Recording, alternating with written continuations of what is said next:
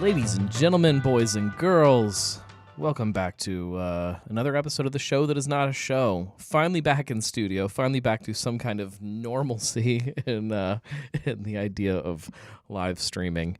I thought I had this all under control. I thought I had it figured out, and then I did that live stream from the Clear Mountain Food Park the other day, and of course, chaos, because everything has to be an experiment. So off the top, if you guys, if anybody who is listening or watching right now is a fan of Cincy Brewcast and you tuned in this week hoping for a normal episode and you got this little itty bitty episode, I'm sorry. I didn't mean for it to be that way, but such is life. But we are, like I said, we're back to normal with live streams. Hopefully, I assume all of this is working. If something isn't working, please let me know, because that would just be very fitting for my life to have something not working properly. Let me turn that down a little bit. Okay. Still a little loud there. How's that? Check. I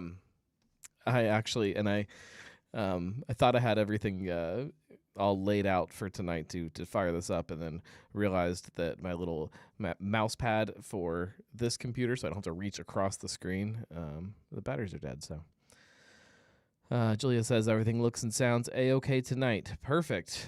Surprise, surprise, Marco is getting a truth and getting to go food. Julia is enjoying a crisp Metal Mayhem from Rebel Metal.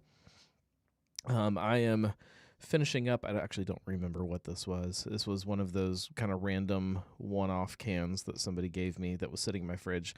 I like to let my 4-year-old pick out beer from time to time. It makes her feel awesome, and this is what she picked out. It's some kind of hazy, it said double IPA, but it's pretty hazy. It's a hazy IPA. But I'm going to dig into something else. I actually think I grabbed multiple beers, but now I don't know where I put the other one.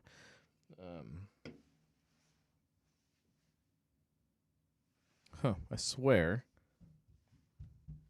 I grabbed multiple ones. Maybe I didn't. I'll have to grab another one out of the fridge if I decide that this is not up to snuff. I've been on some kind of weird I've been on some kind of very strange non-alcoholic beer quest. I've had these before, the Athletic Brewing Company beers, but it's been a while. So I grabbed this one here. I've never set up my beer camera. I need to set up a beer camera, guys. This is their Free Wave. It's a hazy IPA. So I'm going to go ahead and dig into that. We're going to see if it sucks. Drinking out of the Drink Local, the Be Gnarly Drink Local glass for anybody who made it out to the live show. These are still very limited because I don't have them on the store yet. Julia says she's using the same glass. Awesome. Which, speaking of which, I guess I could put the chat up for everybody so you guys can see.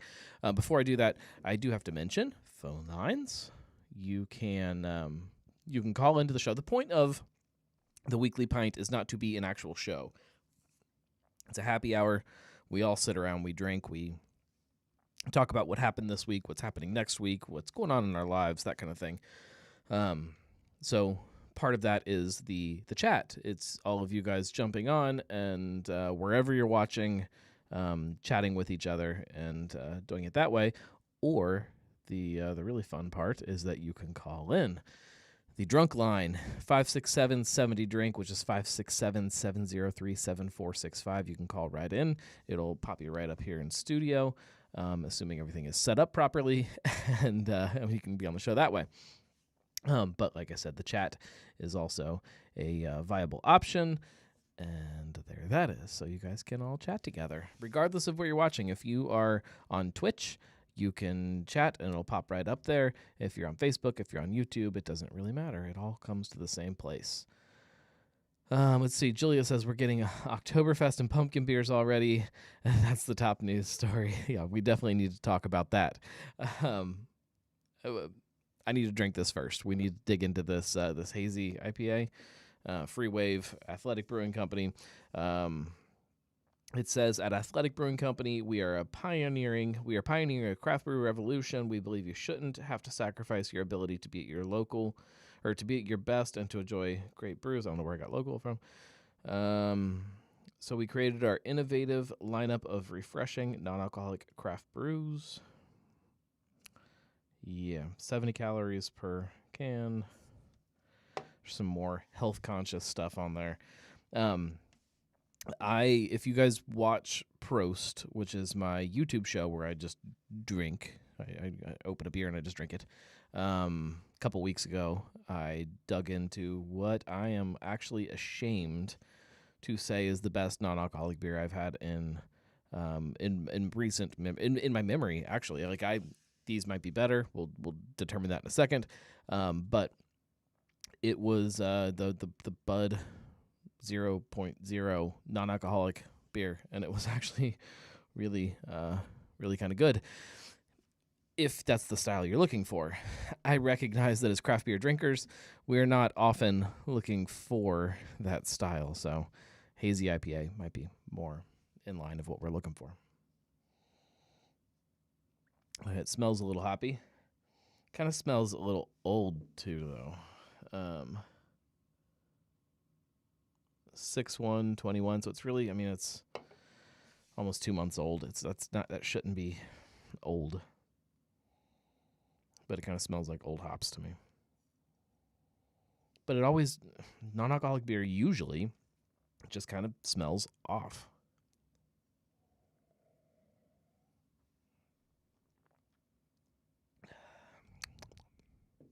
It's fine. It's not great. It still is just missing something. Fine is the best way that I would describe that. It really isn't something that I would ever seek out and hunt down. Even the hops just don't kind of, when you make a hazy IPA, it should be a little softer and a little fruitier, and this is not that. It's a kind of cheesy, and I don't know that I want that out of my IPAs. So yeah, we're just gonna put that there. Which now I don't have. Well, I guess I could finish this double IPA.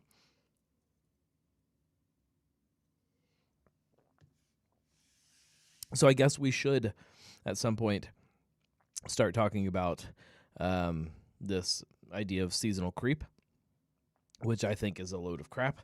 I believe we talked about it on the Brewcast last year around this time. I sat down with, I believe I did that with Michael over at Adina.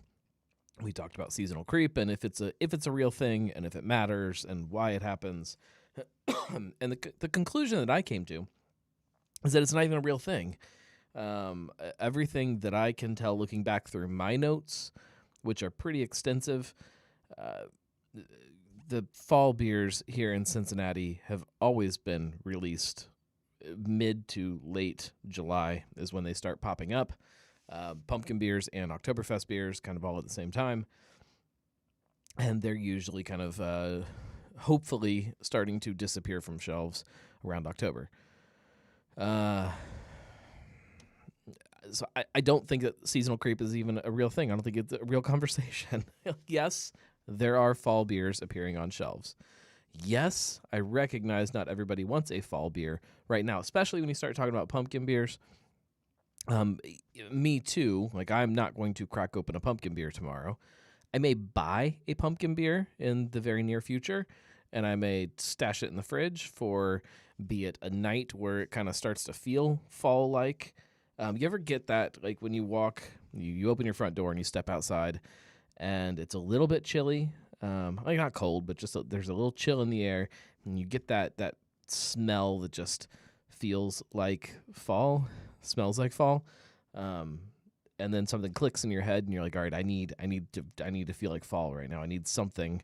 You run inside and put on a flannel, and whatever it is, crack open a pumpkin beer. I like to have one on hand for nights like that or days like that. I definitely like to have some in the fridge for when we do start getting into fall.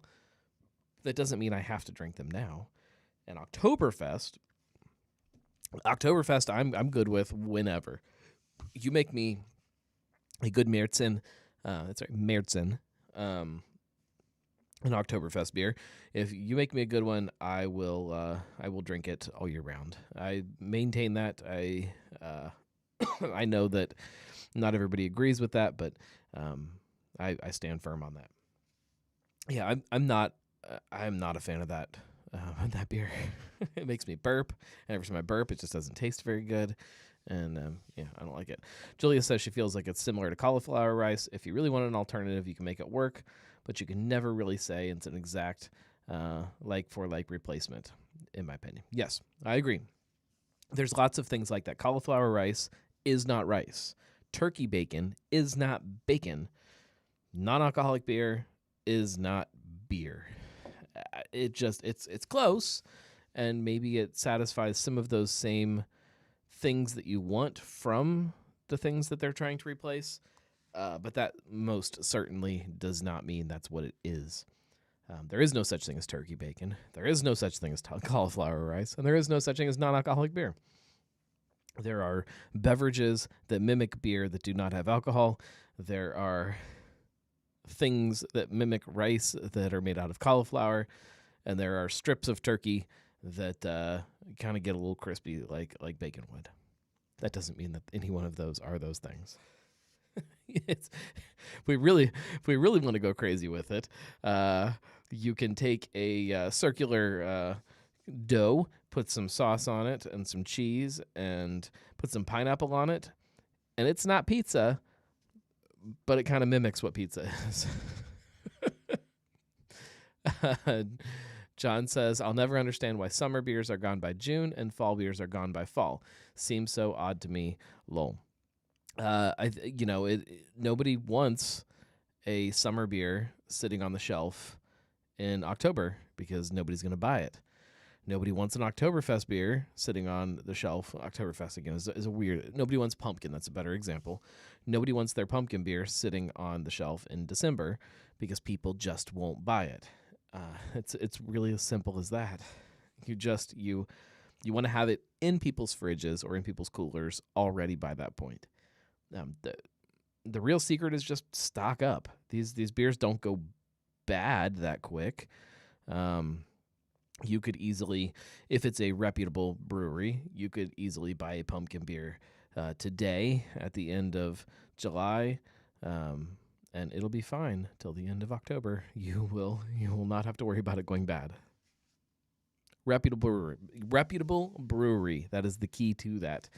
There are some that maybe that's not the case, but if that's not the case with your favorite spot, then talk to them. Tell them they need to get their shit in gear, their stuff in gear. I don't know where I'm streaming. I don't know if I can cuss everywhere. I'm ready for Oktoberfest. I'm so ready for it, especially after the live show. So going back, let me look at the calendar here and see all these shows that I missed and see why I missed them all. Last week, what was I doing last week? Hell, I can't even remember last week. I don't know what was going on last week, but I didn't feel good last week. So I got vaccination last week and was just down for the count on Monday. And when I got home, I was planning on doing the show and just couldn't get myself to do it. So that was last week. That was one thing. 2 weeks ago was the Cincinnati Lager Community Roundtable, which was the last, before today's episode, the last episode of Cincy Brewcast live at Fretboard, and we drank a ton of lager beer. One of them being an Oktoberfest. Braxton's Oktober Fuel, I'm pretty sure came out of the tank that day. I think it was canned that day. If I remember my text messages right. As fresh as you can possibly hope for. And as soon as I drank just a tiny little bit of it, that first sip, something clicks in my head, and I just want more of them. I love the style. You guys probably know that already about me. Yeah, I'm all about it. Rockin' the Rhine comes out on Friday. That's Fretboards, Oktoberfest, Mad Trees, Ziegler, Oktoberfest, I think comes out this week, something like that. Franz is already on shelves around town. Of course, October Fuel was already on shelves. It was amazing. Marco says the live show was good, but I bet you had more fun than came across on the show. Yes, I really had a blast. It was fun. I love sitting around and talking lager. Live shows are incredibly fun. They are also incredibly stressful and very time consuming. Prepping for them and getting everything lined up and making sure that all of your guests are going to be there and everything, which everybody showed up, which I was really happy with. My wife came and helped out and ran the merch table, which was awesome. So that was a big help. But those live shows are intense for a lot of different reasons. But it was good, and drank some really great beer and had a good conversation. Before I say this, let me double check something really quick here. Bear with me, guys. I'm checking something. I had a conversation this morning about that. Yes. Okay. It's live. Craft Beer Joe wrote a post today, which now that I see it's live, I'll give it a share tomorrow for you. Talking about craft lagers and increasing their popularity, and in that gave a huge shout out to the live show. And as long as big as that conversation was, and as much conversation about craft lagers and trying to figure out the education side of it and getting more people to understand them and embrace them, as much as we talked about that, in just this article by Craft Beer Joe. So if you pull up his, I guess I can do it this way. If you pull up his website, it's right there on the top. As much as we talked about it on the episode, after reading through this article, I want to talk about it more, which is hilarious to me because like we covered it pretty in depth. Like we talked about a lot, and even with that, I just want to keep talking about it. So there's going to be more lager talk on the show at some point, I'm sure, and it's such a strange style to me. Well, I'm not just, I guess lager is not a good example of style. We'll say kind of light lagers, some of those in between beers, I guess. The Julia says it need a more decoction talk. I could talk about decoction all day too, because not only do I still not really understand it, it fascinates me. There's an article on I think on Good Beer Hunting, a huge article just about decoction, and if it's necessary, kind of the fact that it's not really necessary, but the fact that it's just it's part of what makes lager special. Lager, there's a big part of lager that is just kind of tipping your cap to the science and the history of craft beer. We'll go down a huge rabbit hole if we keep talking about lager, and we already did that 2 weeks ago on Cincy Brewcast. If you Miles wants to know, is the seltzer craze over? And Julia says Jim Cook seems to think so. No, the seltzer craze is far from over. Matt says, "What's up? I'm sorry I'm late. No problem. We are just talking about beer, about lager right now." John says, "Julia, I wish Martzen beers were year round. I'm okay with Oktoberfest early. It's pumpkin. I like when it's cooler." I agree with that 100%. I do not want to drink a pumpkin beer right now. However, I understand why they are hitting shelves, and it doesn't bother me one bit to start stocking up right now. the advantage of having overflow beer fridges and spots to stash beer beforehand. Most of the beer that I am drinking at any given day was not bought in the last couple weeks. It was bought before that. Then I rotate through it. So, so I'm okay with buying my seasonals a few weeks before I really want to drink them. A few weeks to we'll say a month. I'm okay. I'm okay with it. That being said, if I see pumpkin on a shelf, not only will I probably buy it, I will probably crack one open. If I walk into a maybe not a bar. If I walk into Jungle Gems, if I walk into Jungle Gems and I walk up to the tasting bar and I'm getting ready to do my grocery shopping and pumpkin is on tap, I'm probably gonna get some. I guarantee that if pumpkin is on tap, my wife is getting one, and I'm probably going to take a huge gulp of it, like a big, giant. I'm just going to take a sip, and then you drink, a quarter of the beer. It's going to happen because it's so good. And that's okay, guys. It's all right. We need to go through some labels, which actually there's not as many label approvals as you would think there would be. I also need to grab beer, so hang on. All right, that one's gone. Hang on, let me grab a beer. Just going to blindly grab one out of here. So.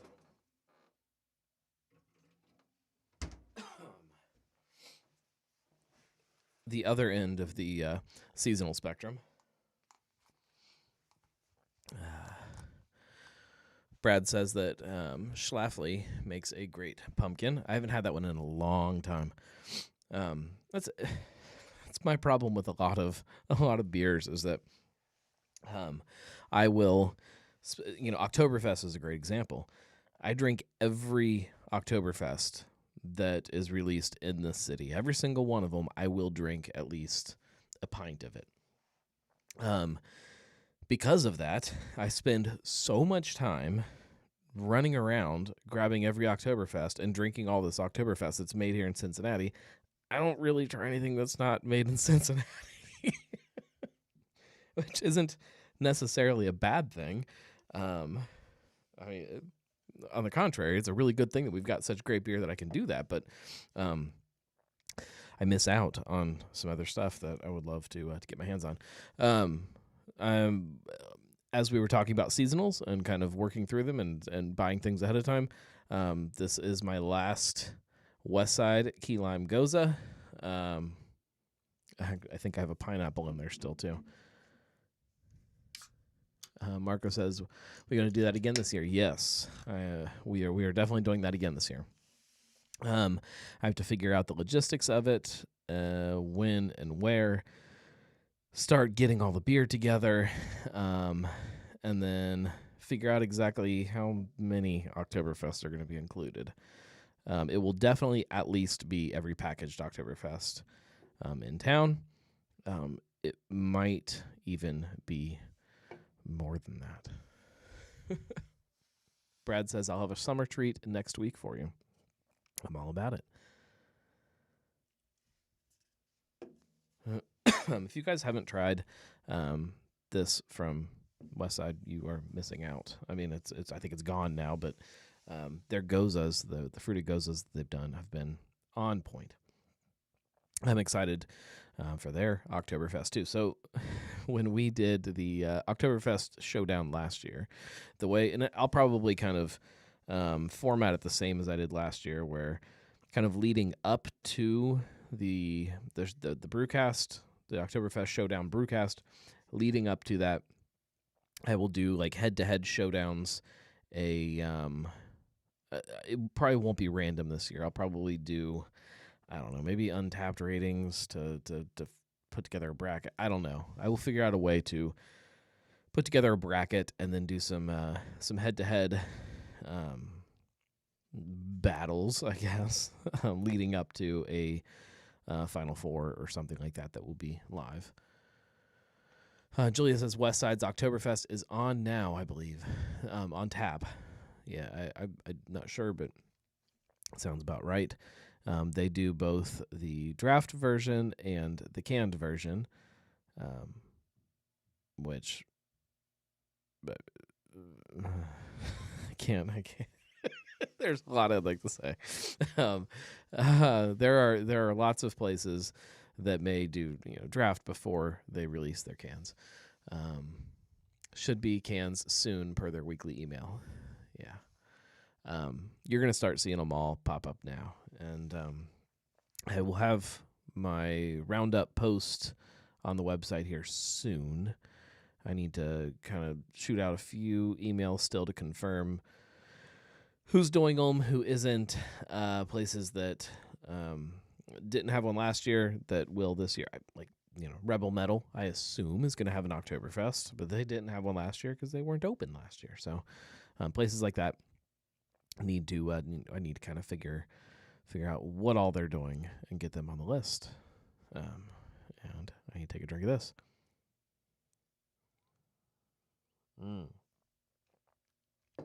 Oh, that's so good. Marco says his is in the tank. Oh, man, I love that beer. Complete other end of the spectrum from the Oktoberfest talk, but really good. All right, let's do some label approvals. I'm branching out a little bit on this week for label approvals, as you will see. So Dayton, we need to talk a little bit about Dayton. Oh, wait. All right, so Brad brings up a great point. Will you distinguish between Fest beer and Märzen? Distinguish in the showdown or just in general? Because they are two very different styles. And in Cincinnati, we lean heavier, I think, into Fest beers than we do Märzens. It's hard because there are some places that aren't really quick to put their beer in one of those two categories. So it would be up to, at that point, it'll be up to me to determine. Or will they be lumped together in the showdown? I don't know. I don't know. We'll wing it. I would love to split them up. That's actually a good idea.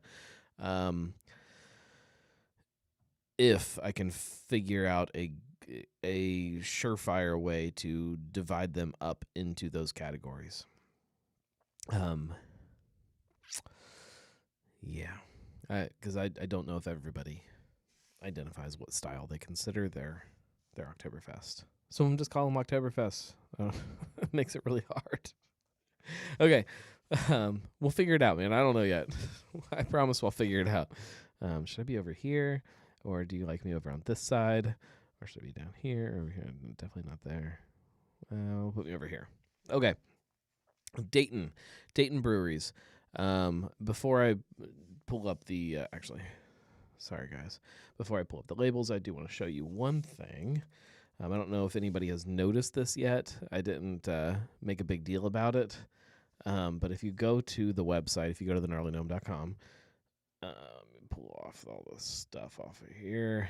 On the website now, if you click on beer, the little menu that has the Cincinnati Brewery List, tasting notes, packaged beer releases, news, down at the very bottom now is a new little tabby guy. The Dayton Brewery Guide.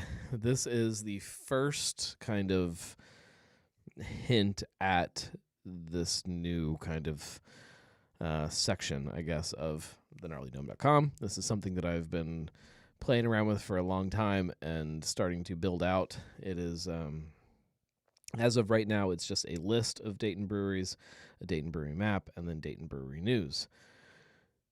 It's going to be a lot more than that in the future. So keep your eye on that. And that's kind of why I'm also pulling some Dayton breweries into the label releases this week, because I sort of, kind of, a little bit write about Dayton breweries now. What are you going to do? So this, and on that same kind of, this is not even a brewery. I mean, it is, but this is Blackbird Meadery. So this is the Hairless Hare up in Vandalia. This is their kind of mead side of what they do. I've never been to that brewery, and I have never had their mead. So stay tuned for the first time that I do. Oh, excuse me. This is their peach, and then they also have strawberry banana. I assume they actually have more than that, but these are just the 2 label approvals that have come through in the last week or so. Speaking of mead, if you guys haven't tried this yet,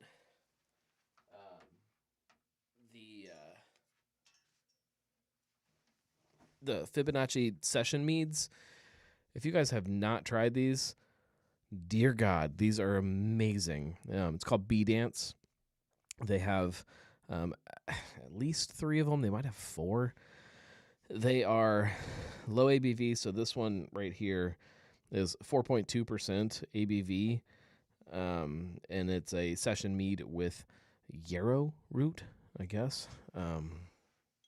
They have several other ones too. They have a lavender vanilla one, and then whatever that one is that I can't remember. The problem that I have with mead, if you look at like this label, for instance, is that it is 12% by alcohol by volume, which is great. It's fine. It's it does what a lot of people want their booze to do. But I don't really, most nights, want to sit there and drink a bunch of 12% ABV mead. It's going to create a maybe a little bit of a hangover the next day, or maybe I'm just not going to go to work the next day, which is not a good thing. Especially when you're talking about a big bottle. This is 750 milliliters, and it's a lot of high ABV mead. I like the idea of session mead. I think it is absolutely wonderful. I want session mead, everything. I want mead spritzers. I want it all, because I love that honey sweetness, and then the fun little fruit flavors that people are putting in them. It's awesome. So hats off to Fibonacci for cracking that code of what people really want out of mead. If you like wine, you're going to like their session meads. So, and then the little tags on them, they have these little be the change tags. They're little seed tags. They have seeds inside them. If you just take that piece of paper and just throw it out in your garden, and I guess put dirt on it or something, it'll grow flowers, little pollinator flowers. So you'll have little bees that'll come in. Then eventually turn into mead. I guess the bees don't turn into mead, but you get the point. It's awesome.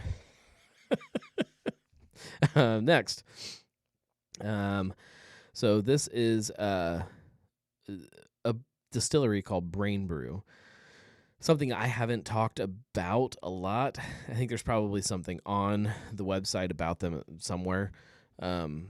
They are a little distillery over in Newtown, and they kind of they were real big and are real big on kind of the quick aging whiskey side of things. Lots of fun little kind of nerdy technical geek things about making whiskey faster and better and using science to do that. So they have a few whiskeys out there or there that you can get, I believe, and I could be wrong on this, so don't quote me, that they supply all of the whiskey that you get at Big Ash.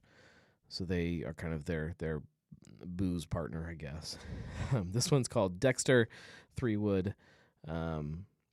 It is a bourbon whiskey finished with a 200-year oak, maple, and cherry wood.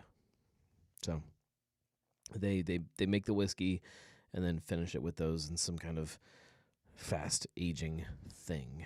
So I don't know exactly the whole story, but they've got some really interesting things going on there. Hinky Winery, I've not really talked about them a lot on the website. They're a West Side winery, been around forever. Good stuff. This is their 2020 Pinot Noir. If you've never been out there, they're almost right across the street from Westside Brewing. So check them out. This one's exciting. Some more Knox Joseph stuff coming out. This is Chris Mitchell, formerly of Woodburn. This is his new spot. This is the distillery side of it. This is their bourbon, which I'd have to really do the math. It might be getting close to being ready to release. I don't know.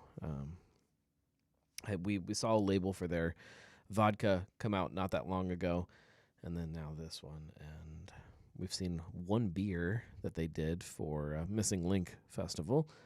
And you're going to see a lot more of these guys in the coming we'll say year. I think they're shooting for the fall as far as an actual opening goes. Because I haven't done a show for several weeks, this is not going to be a surprise to you guys. You've already seen it. This is the new Listerman ones. I hated Listerman before it was cool, and then I liked Listerman before it was cool. I actually like this idea for a series, but like I said, we've already seen it, so it's not that exciting. The next Tree Search, this one is also kind of fun. Let me pull the chat off so you can actually see it. There we go.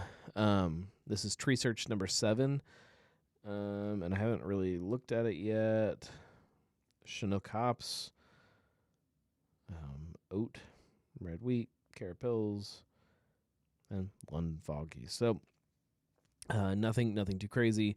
It looks like a hazy IPA. Surprise, surprise. Because we need more of those in in our lives. Nothing against that beer. I'm sure it's delicious, but whatever. It's not my thing. Taft's the Cool Side IPA. I don't know anything about this. This might actually be either on now or close to it. I'm going to guess this is one of those newfangled cold IPAs that I don't understand. Those dry hop Kolsch's or whatever they are.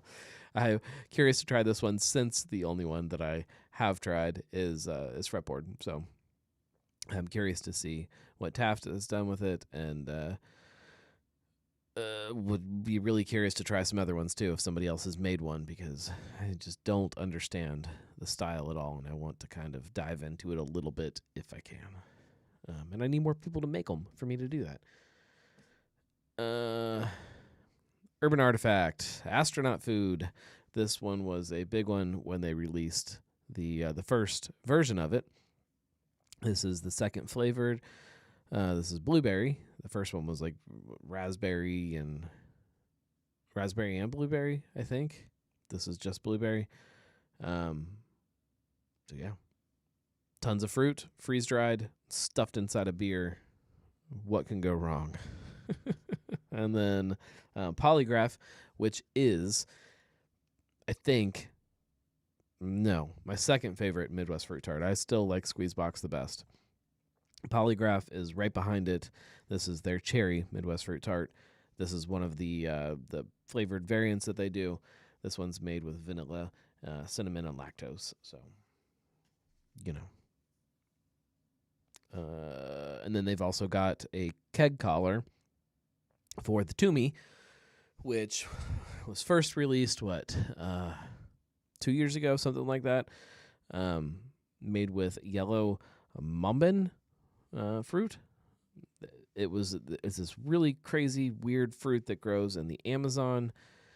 They last time, just for some really weird reason, saw that there was a bunch of it kind of for sale, I guess is the best way to put it. There was a big harvest of it or something, so they got it for pretty cheap.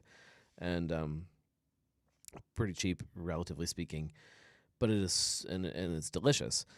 But it's so hard to get a hold of this fruit, so they were able to source some this year and brewed it. I don't think that this will hit packaging. Excuse me. I don't think that this will hit packaging. I could be wrong, but it is definitely going to be on draft, as we can see by the keg collar. So there's that, and that is it for label approvals, which is good, but there's not as many as I was thinking after not doing a show for 2 weeks. So yeah, there's some fun stuff coming. Today, I guess I can talk about this because I think Andy posted it on online. I was I shouldn't say that I was part of it because I didn't show up to the actual brew day because my life is too chaotic. But Alexandria was the host brewery for a collaboration called All the Andes. A little behind the scenes, my name is Andrew, which is weird to say out loud on this, but it is. And there are, like, in my opinion, a very strange number of Andrews and Andys around town in the brewing industry. I never knew anybody else with my name growing up. It was, I was special. I'm not special anymore. But we've kind of joked about making this beer for all of the Andys, and we did, or they did. I didn't because work, but so Alexandria took part. Andy Reynolds down there, Andrew Bird from Braxton, Andy Foltz from Casual Pint, Andy Clausen from Paradise. Who am I missing? Oh, McLeese from Brink. I think that's it. If I forgot somebody, I'm sorry. So they made a beer that you'll hear more about soon. It'll be tapped in a few weeks. And it's going to be delicious. It's got some really fun personality to it. So I'll write about it soon so that you can get all of the details and some of the fun barrel side of its personality and things like that. That's all I'll tell you about it, but stay tuned. On kind of that collaboration beer side of things, Big Sis is happening again at Municipal again this year. Breweries get it for 2 years before it moves on to the next spot. Last year it was a tropical stout. This year, I believe, it's probably set in stone, but I don't know for sure that it's set in stone. But I believe it's an English style pale ale, and we are brewing that next month. So I'm assuming September-ish, we'll say, for a Big Sis tapping party. And if I don't know how many breweries are on right now listening to this, but if you work for a brewery and you want to help out with that somehow, we're going to do some kind of event around it. So some kind of there will be some kind of raffles and stuff to go to charity. If you have a gift basket or something you want to donate to that, shoot me a message. I don't know for sure how much time I'm going to have to dedicate to putting on an event this year. We'll see. Life is chaos. Life is nothing but chaos. So, but Big Sis is happening very soon. And at the least, you should come out and drink a bunch of the beer with us because it is an absolute blast. It's going to be even better now that it's going to be warm outside. Big Sis, traditionally speaking, for last year we did it a little bit earlier. It was always cold weather. It was always December. So let's go back to the beginning of Big Sis. Before Big Sis existed, while Mike was still alive, and if you want to know more details about that, you just go to thegnarlygnome.com and look for Big Sis, and you kind of get the whole story of why we do this beer. But while Mike was still alive, we did a Christmas extravaganza, is what we called it. I shouldn't say every. It would only happen once. At Christmas time, we did a big show, big giant charity event. Raised a bunch of money with raffles and things like that. Had as many breweries as we could on the show, and just kind of rolled through everything. And it was an absolute blast. And we were going to do it every single year. Well, then Mike died, and the timing just kind of sat right before our Christmas show. And so instead of doing the Christmas show, we did Big Sis, and we kind of wrapped that into this big charity event. It was cold outside because it's December. So there you couldn't sit outside and drink beer. It was too cold. But last year, Sean at Municipal, he wanted to bump it up a little bit into a little bit nicer weather, mostly because their tap room is very tiny, and it's way more fun when you can open up those garage doors and get people out on the patio. This year, bumping it up a little further, a little more into to summer weather, so the event is going to be absolutely amazing because of that. So, moral of this whole story: if you are looking for something to do that is good, come to Municipal when we're tapping Big Sis, because it's going to be awesome. Stay tuned for more details. There will be lots more on the Brewcast and this show too. This show that is not a show, obviously, about it. So stay tuned for that. We are going to wrap things up. We are quickly approaching close to an hour, which is way too long for a show that isn't a show. So thank you guys for hanging out with me. I promise we will get back to consistency with this instead of just missing episodes week after week after week. So I apologize. If you like this show or any of my shows or any of the stuff that I do, you can always go to thegnarlygnome.com/support, and that sends you right to the Patreon page, where you can sign up to donate every single month towards the cause, which is this, and it helps a lot. And thank you to all of you guys who do that already, the Nomies. I love you very much. For all of you who have bought merch in the last ever, thank you. That helps also. Julia wants to know if I ordered my beer vent calendar yet. Yes, I did. I am not slacking on that this year. I nailed it this year. I got it the day it went on sale. We are ready to go. For anybody who doesn't know about that, Higher Gravity has an awesome beer vent calendar that they do every winter, and they just keep getting better and better with it. This year, it's looking like it's going to be the best yet. They have lots of exclusive beers that are only available in the calendar.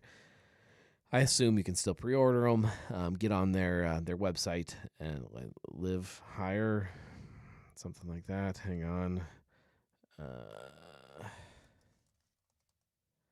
Higher Gravity Craft House, and that's Craft House, HAUS.com, and you can order your calendar and join in on the fun. And you should, because it is a lot of fun, especially when we get into winter where you all of a sudden are stuck in the house. It's a blast being able to open that every day. It's like Christmas every day. So yeah, there's tons of fun stuff to look forward to, and thank you guys. I appreciate you very much. We will be back next week's Brewcast. We are going to be live again. Well, sort of live, recording live on location at Brews in the Burbs. So stay tuned for that. Or if you are at Brews in the Burbs and you see me recording, come over and say hi, and maybe you'll get on the show. It's gonna be a ton of fun. I am going to record kind of on that same tangent with the Sonder guys this week too. I don't know when that episode airs, but stay tuned for that on Sonder Stories. So Brad says he'll be pouring there. Perfect. I will yell at you to bring me beers while I'm busy recording. How about that? That is the worst part about recording podcasts while you're at a beer festival. Number one, it's really hard unless you bring somebody with you that will be on the show, and you know that they're just your guest. That's what they're there for. It is really hard to get people to sit down to record with you because everybody's busy. Everybody's there for a reason, even if that reason is just to run around and drink things. And then number two, it's really hard to sit and drink because you're stuck sitting at a table recording and you can't go to the booth to get beers. So rough life, I know. Thank you guys. So stay tuned for that. It'll be a fun episode. We'll make it good, even if it takes all night to get the episode recorded. It will get recorded. Thank you very much. Remember, it's not a show, but it's awesome, and it's only awesome because you guys tune in every week. So thank you. I had fun, guys. Thank you.